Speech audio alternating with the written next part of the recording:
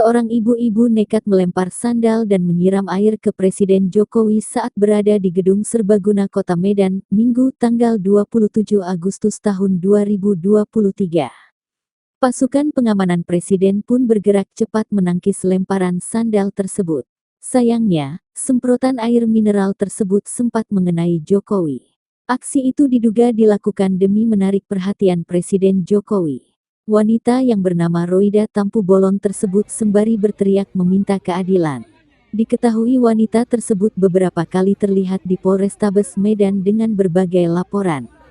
Keberadaan Presiden Jokowi di lokasi tersebut untuk menghadiri acara Rembuk Kemerdekaan relawan Bobi Nasution. Berdasarkan penjelasan Kabid Humas Polda Sumut Kombes Hadi Wahyudi, wanita yang mengenakan baju hitam itu terindikasi orang dengan gangguan jiwa atau ODGJ.